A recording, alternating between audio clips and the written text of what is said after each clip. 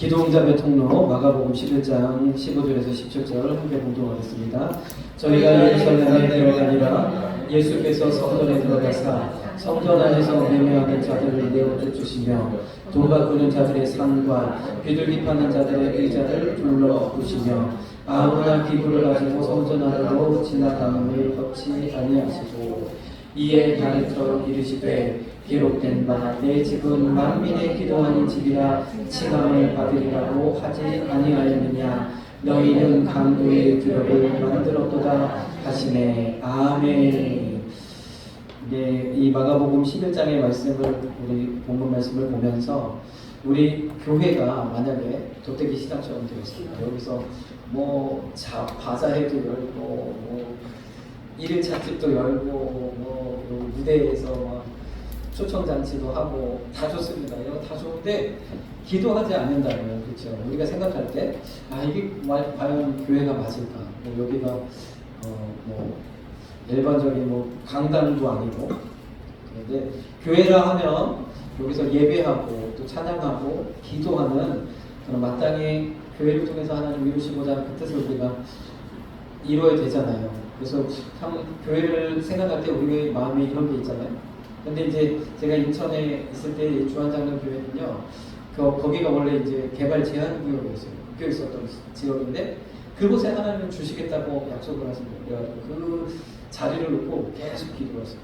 계속 기도를 하고 막 릴레이 기도를 하고 그렇게 기도하는 중에 그 주한장로 교회 나경일 목사님 첫째 따님이 돌아가셨어요. 기도하시다가 천막 쳐놓고 기도하시다가 돌아가셨다고 했어요.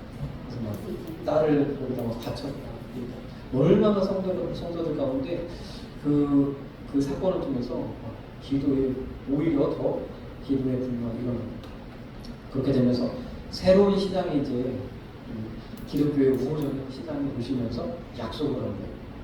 저희가 개발 제한적 구역이라서 허가를 내주기가 어려운데 그러면 이 교회를 시민의 어떤 문화의 공간으로 오픈할 수 있도록 조건을 달고 허가를 주셨어요. 그래서 아주 멋지게 엄청나게 이제 교회를 건축하고 이제 대관할 수 있어요. 그 교회 주변 학교들이나 여러 군데에서 대관할 수 있죠. 또 그 교회가 그럴 수 있었던 것은 그 총동원 할 때마다 나경일 목사님 조금 열려 계시는 것 같아요. 그래서 강단을 내주시는 거예요. 연예인들을 초청해서 강단에 있어 백댄서가 막 춤추고 막 아리가 이 조명이 돌아가고 저 처음에 갔을 때 적응이 안 되는 거예요. 아니 도대체 강단에다가 저렇게 또 재미있는 것은 심수봉 가수가 오셨거든요. 심수봉 맞나? 백만송이 장미 맞나요? 네. 저희 세대는 아니라서 제가 좀 잘 모르는데 노래를 너무 잘하시더라고요. 근데 그분이 참 거기서 이제 그 무대 강단에서 노래를 부를 때 얼굴이 죽상이야. 왜 그러냐면 적응이 안 된다고 적응이. 신앙인이시고 강단에서 세상 노래를 부른다는데 자기 공감이 안 돼서 힘들었다는 거예요. 그래가지고 아주 힘들게 부르었어요. 그리고 교회에서 이제 책정된 그 비용도 뭐 그리 크지 않은 비용이 연예인들에 비해서는 정말 작은 돈이죠. 근데 이제 그것도 본인은 안 받겠다고 하는데 안 받으면 안 된다. 다른 분들하고 협박성이 있고 우리가 항상 이렇게 지금까지 하기 때문에 꼭 받으셔야 된다. 뭐 이렇게 막 교회하고 옥신각신하는 가운데 자기 이제 CD를 사주는 CD를 판매하는 조건으로 그 비용을 받고 가셨다고 합니다. 참 신앙이 좋으시구나 알 수 있는데 좀 신앙이 보수적이고 이런 분들이라면 어렵죠. 저는 진짜 깜짝 놀랐습니다.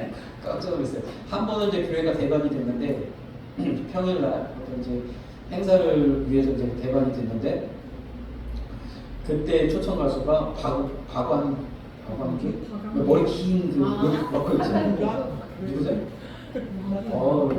박완규가 왔는데 꽉 찼어요.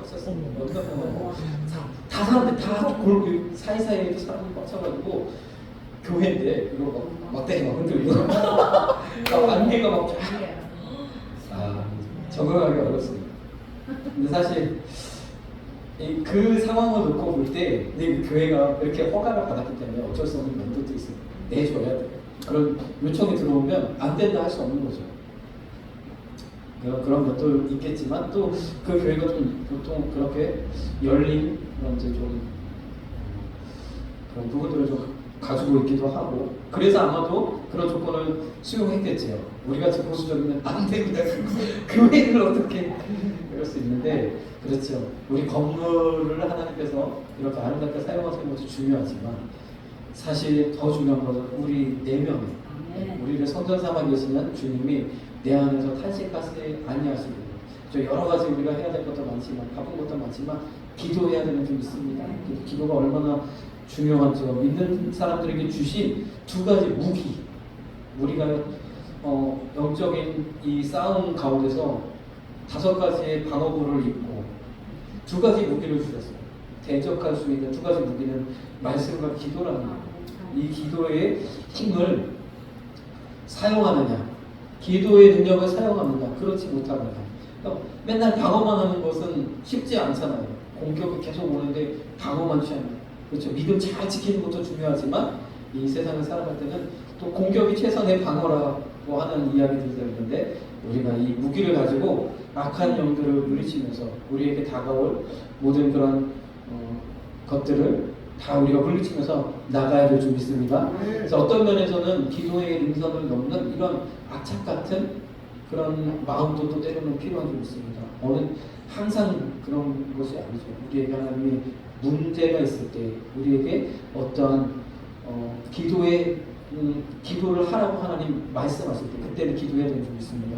지금도 보면 우리 교회를 위해서 우리가 하나님께서 우리에게 이런 시련을 주시는 것은 기도하라고. 근데 우리가 지금까지 교회를 통해서 참 많은 편의도 누리고 하나님이 주신 축복을 누렸는데 사실 기도를 많이 잘못했던 것 같아요.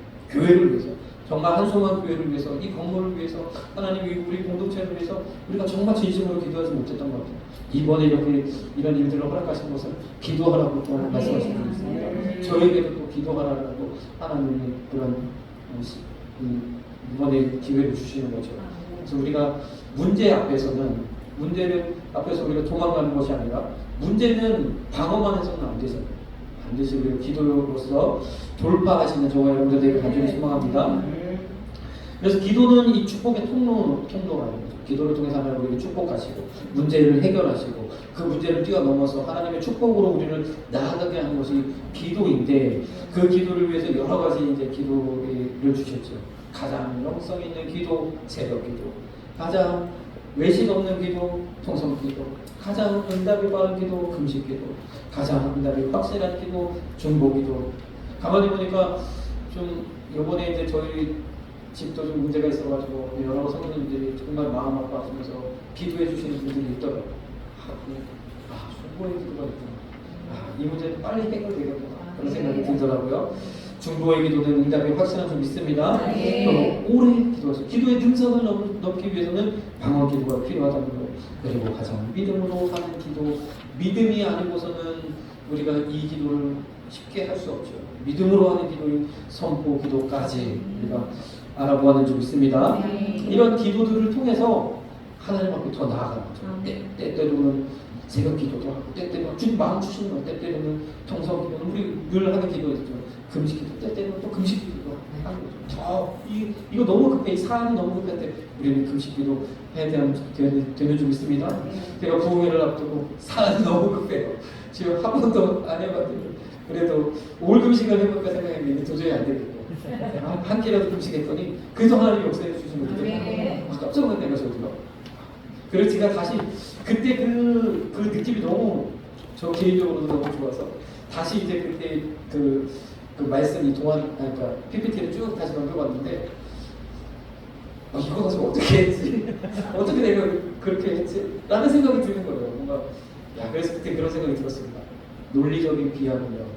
또 이런 것들은 은혜로 채워져야 됩니다. 사실 설명으로 되어지지 않는 부분들이 많거든요. 은혜로 채워져야 되는 줄 믿습니다. 이 모든 것을 우리가 은혜 안에서 다 함께 공감하며 나아가는 하나님의 놀라운 역사를 이루실 줄 믿습니다. 금식 기도가 이런 능력이 있다는 거죠. 그리고 우리도 이제는 또 선포기도 하는 거죠. 선포기도는요, 축복과 굉장히 관계가 깊은 것 같아요. 축복과 기도, 우리가 천배의 복을 받기를 소망하면 계속 선포합니다. 선포하다 보면 믿음이 생겨져요. 믿음이 생기면 믿음대로 되어질 줄 믿습니다. 네, 선포. 천배의 복, 천배의 복. 아, 참, 저도 그래요. 뭐 그때 우리 장수진 목사님 오셔가지고 30억 몇 번 하다가 잘 안 되는데 계속해서 선포하시기 바랍니다. 네. 자, 오늘은요, 문을 여는 기도라는 거죠. 7번째 기도응답의 통로, 문을 여는 기도. 가장 소망 있는 기도인 줄 믿습니다. 우리에게 소망이 있다는 거예요. 왜요? 닫혀진 뭐 내가 내 힘으로 열 수 없는 그 가운데 하나님이 여시는 줄 믿습니다. 자, 하나님께는요, 천국 열쇠가 있다고 했어요. 내가 천국 열쇠를 내게 주리니. 하나님의 천국 열쇠. 내 힘으로 열 수 없는 이 현실의 이 닫혀진 문을 열 수 있는 그 열쇠를 주시겠다 말씀하시는 거죠. 다시 말해서 우리가 기도하면 주님이 열어주시겠다 말씀하시는 것을 믿습니다. 하나님이 열어주시겠다는 거예요. 그래서 키가 있으면 번호키 비밀번호를 알면 문 열려지잖아요. 아무리 천통 같은 문이라도 비밀번호 알면 열려지잖아요. 착착 열려지는 거예요. 그래서 요즘에는 막 1층이나 이런 건물의 화장실들이 다 번호키로 바꿔가지고 다 안 열리더라고요. 번호키에 그 비밀번호만 알면 열 수 있는 거예요. 아무리 눌러봐도 이것저것 눌러봐도 모르면 안 열리잖아요. 하나님께서 우리에게 기도라는 이 은혜를 통해서 닫혀진 문도 열리게 하시는 줄 믿습니다. 참 이스라엘 그 사람들이요, 탈무드에 이런 글이 있다 그래요. 하나님은 세 가지 천국 열쇠를 가지고 있다. 하나님께는 세 가지 열쇠가 있는데, 하나는 무덤 문을 여는 열쇠, 하나는 하늘 문을 여는 열쇠, 하나는 태의 문을 여는 열쇠. 그렇죠? 이 열쇠를 하나님이 가지고 계신 줄 믿습니다. 네. 공통점이 있습니다.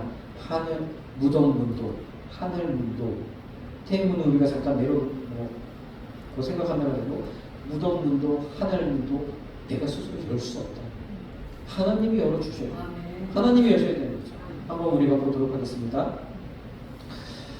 나사로를 부르실 때에, 나사로야 나오라 할 때에 돌문이 열려지고, 물론 이 문은 우리가 열었지만 그 안에서 죽은 나사로가 걸어 나왔는 줄 믿습니다. 하나님이여 무덤 문을 여시고 죽음의 능선에서 그를 건져내셨는 줄 믿습니다. 사망 권세를 파하시고 멸하시고 나사로를 살리셨는 줄 믿습니다. 죽음보다도 강하신 것, 죽음보다도 그 더 높은 권세는 바로 우리 예수님, 우리 하나님이신 줄 믿습니다. 예수님께서 십자가를 지실 때에도 무덤문이 열렸더라 했어요.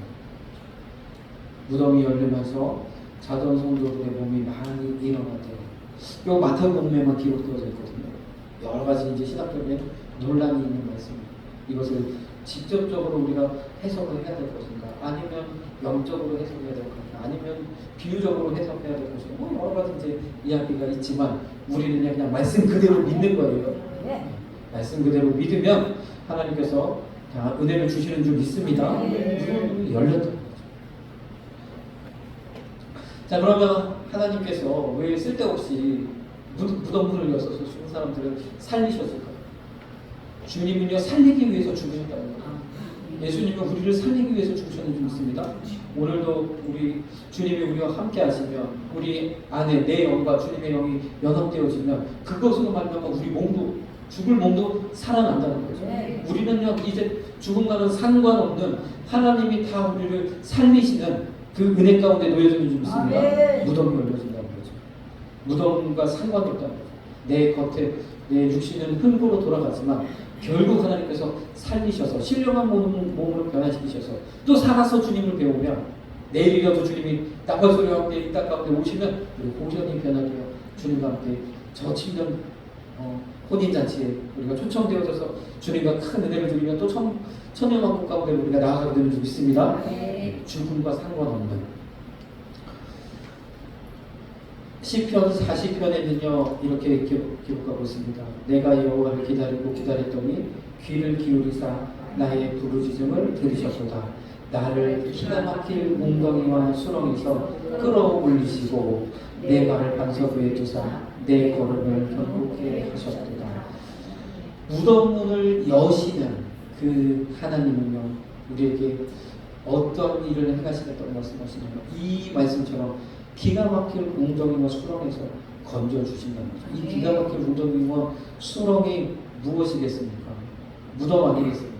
요셉을 한번 보세요. 요셉을요, 물이 없는 구덩이에다 던져 넣었어요. 처음에. 그러면 그곳은 어떻게 이제 죽은 거죠. 목숨이 이제는 경각간에 달려있는 거죠. 기가 막힐 웅덩이에 수렁에 빠졌다 할지라도, 무덤 가운데 우리가 있다 할지라도 주님이 끌어내시는 줄 믿습니다. 그 열쇠가 주님에게 있다는 거예요. 그러면요, 우리 삶 가운데 이런 문제가 닥칠 수 있어요. 저도 처음에 이제 저희 집이 문제가 됐을 때 오호춤이 크게 일어났어요. 어떻게 하다가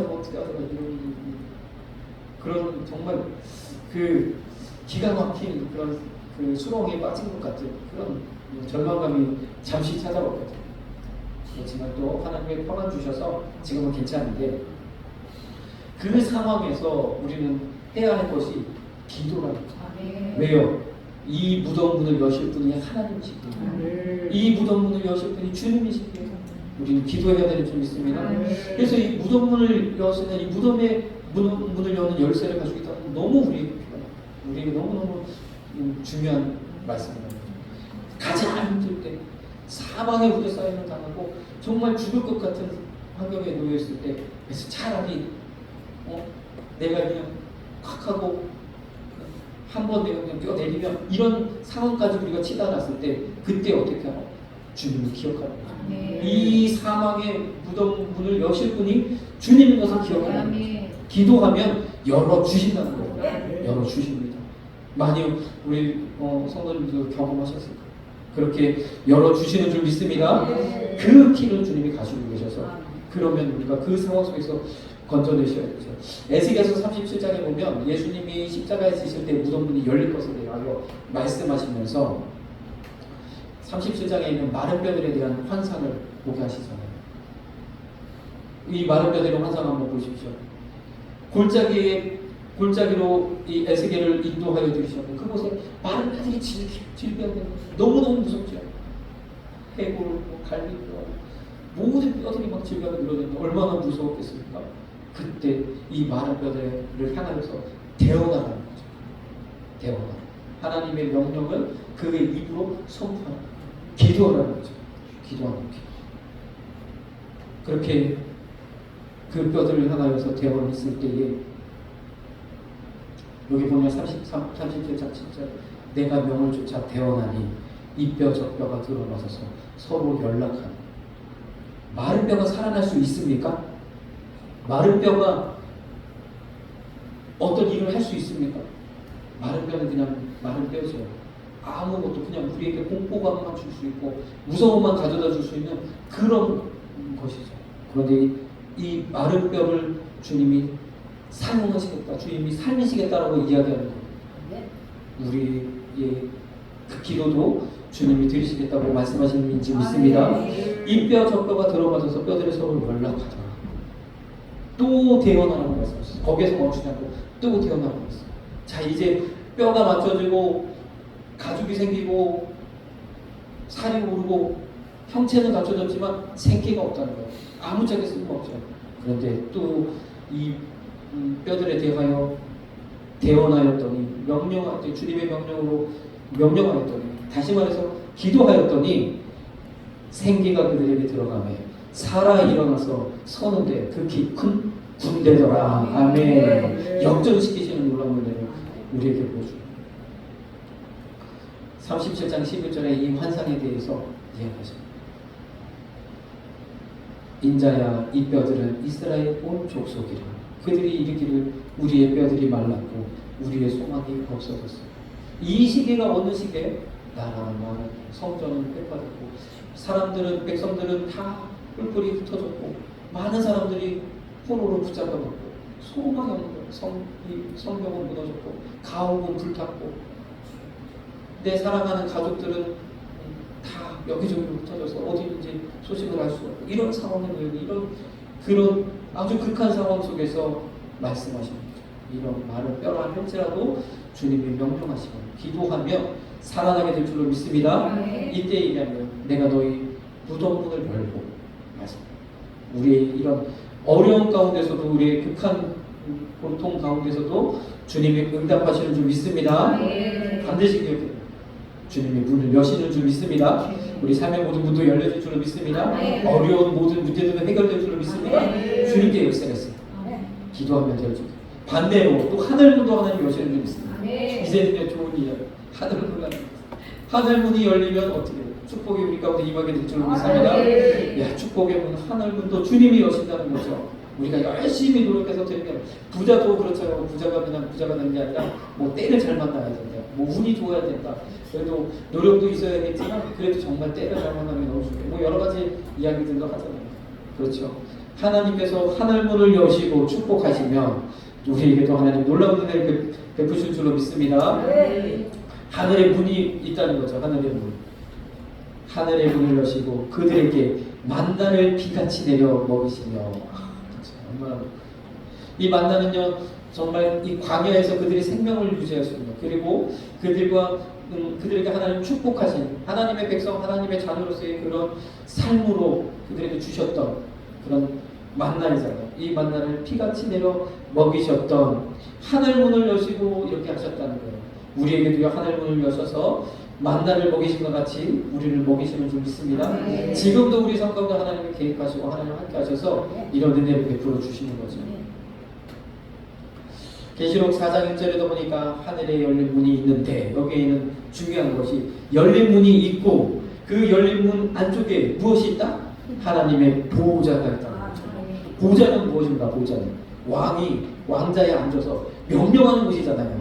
다스리는 곳이잖아요. 통치하는 곳이잖아요. 하나님의 통치가 우리 가운데 임하는 그 자리가 바로 하늘문이 열리는 그곳인 줄 믿습니다. 하늘문이 열려서 하나님의 통치가 우리 가운데 임해서 주님이 말씀하신 대로 이 산더러 들려 바다 위에 던지라 그렇게 되어지는 그런 역사 우리 삶 가운데 그런 역사들이 일어나게 될 줄로 믿습니다.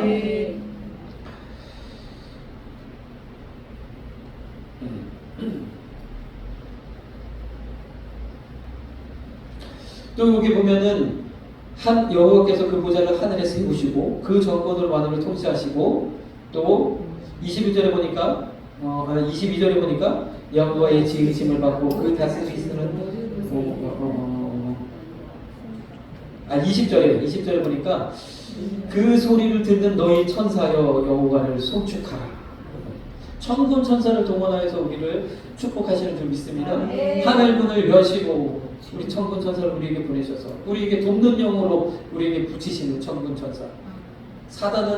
사단에게 마귀에게는 마귀의 졸개들이 이 악한 영들이 있죠. 귀신들이 있죠. 그런데 우리에게는 천사가 또 우리를 도우는 줄 믿습니다. 하나님 천사를 보내셔서 이렇게 도우신다는 거예요.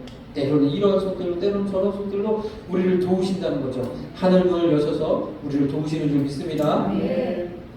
이 하늘문은요 연결이 되어 있어요. 하나님 보좌가 하늘에 있고 하나님의 발등상이 이 땅 가운데 놓여지는데 하나님과 하나님의 보좌와 내가 서 있는 이 자리에 이 연결이 되어지면 그 연결고리가 있다는 거죠. 우리 창세기 28장에 보면 야곱이 꿈을 꾸었는데 보니까 천국 계단 이 사다리가 쫙 하늘 보좌로부터 그 자리까지 연결이 돼요. 꿈을 꾸는데 돌베개를 베고 누워서 잠을 자는데 그 자리로부터 시작해서 저 하나님 보좌까지 쫙 사다리로 연결이 돼요. 천사들이 모여합니다. 얼마나 여기가 바로 하나님이 열린 문이 있는 곳이구나. 여기가 바로 축복의 장소구나. 여기가 바로 응답의 장소구나. 아멘. 그곳이 그리고 그가 잠에 깨어서 뭐라고 선포합니까? 여기가 베델이라는 거예요. 베델. 하나님의 집, 하나님의 전이라는 거죠. 이곳이 하나님의 전이 될 곳이구나. 그의 이 고백은요, 그가 자유로 행한 고백이 아닌 줄 믿습니다. 성령을 통하여 그가 그렇게 고백한 고백이 줄 믿습니다. 하나님의 이 축복의 통로가 이 하늘의 열린 문과 이 땅과 연결되어진 이 통로가 이 전이다. 그 하늘의 열린 문에는 하나님 보좌가 있고 이 땅 가운데 하나님의 전이 있다는 거죠. 기도의 자리가 있다는 거죠. 기도의 기도 가운데 하나님께서 응답하시는 줄 믿습니다. 다윗도요 시편이나 여러 가지 말씀들을 통해서 이 하나님의 전 성전에 대하여 이곳은 하나님이 계신 곳, 이곳은 하나님의 응답하시는 곳, 이곳은 하나님의 눈가기가 있는 곳, 이곳은 하나님께서 축복하시는 곳, 계속해서 이렇게 고백하고 있는 줄 믿습니다. 하나님, 그래서 성전을 하나님 보좌라고 해요. 왜냐하면 여기가 연결이 되어져 있거든요. 성전에서 하나님 보좌와 성전이 연결되어 있기 때문에 이곳에서 내가 기도하고 이곳에서 내가 하나님의 음성을 들을 하나님께 의뢰하면 하나님의 응답하시고 말씀하신다는 거죠. 우리 이 성전도 하나님께서 우리에게 이 축복하시는 축복의 통로가 되어지는 줄 믿습니다. 그래서 말라기 3장 10절에 보면 너희의 온전한 11조를 창고, 어디 창고? 성전 창고에 드리라는 거죠. 그렇게 하면 하나님께서 내가 복을 붓지 않았나? 어떻게 하늘 문을 열고 복을 붓지 아니하나? 실험하여 보라는 거죠. 왜요? 이곳이 바로 하나님과 우리의 축복의 통로, 축복으로 연결되어지는 자리인 줄 믿습니다. 그래서 우리가 교회를 향하여 또 내게 주어진 기도의 자리에서 늘 하나님을 의지하고 붙들고 하나님께 기도하면서 나아가면 하나님 축복하시는 줄 믿습니다.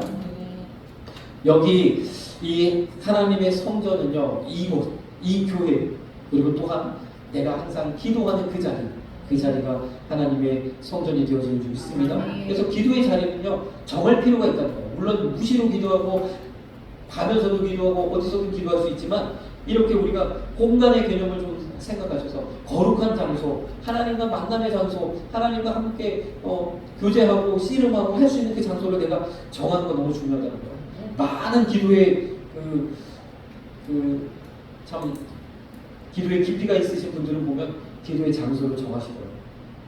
과거에 우리 원로 목사님이 딱 개척했는데 저희 할머니가 기도하셨더니 아침에 기도하고 점심에 기도하고 성경대로 그냥 저녁에 기도하고 하루에 3번씩 기도했더니 개척하자마자 막 30명씩 되고 막 이렇게 되면 금방 구원할 것 같았다 라고 얘기하셨잖아요. 저희 할머니도 항상 저녁에 기도하셨어요. 다락에 올라가셔서 기도했다는 거죠. 기도하면 하나님의 그 자리를 거룩하게 여기셔서 그곳에서 그 자리가 그 장소가 축복의 통로가 되는 줄 믿습니다. 그리고 우리 이 교회, 우리 한성원 교회, 어찌하든 우리가 교회에 나와서 기도할 때 하나님께서 응답해 주시잖아요.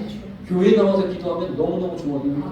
나도 유익하고 교회도 유익하고 나도 잘 되고 교회도 잘 되고 얼마나 큰 유익인지 모릅니다. 그래서 우리 이 교회는요, 축복의 통로라는 거죠. 그래서 이 11조는 제가 지금 물질 얘기를 하려고 하는 것이 아니라 11조를 통해서 우리가 볼 수 있는 것처럼 교회와 이 성전과 하나님의 이 연결고리를 우리가 볼 수 있는데 야곱도 마찬가지로 여기가 하나님의 전이라 이야기하고 무엇을 선언했어요? 내가 11조를 드리겠다라고 선언했어요. 그래서 하나님의 성전은 11조를 통해서 이 성전이 운영되어지죠.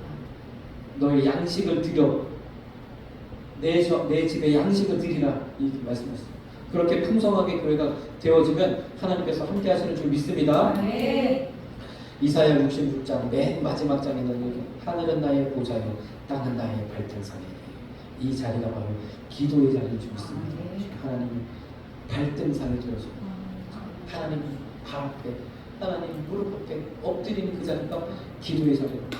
그 자리가 바로 한소만 교회인 줄 믿습니다. 그래서 하나님께 우리가 나아오면 하나님께 놀라운 일을 이루십니다. 기도하겠습니다. 사랑해 주님 감사합니다. 우리 가운데 하나님 문을 열어 주시옵소서. 극한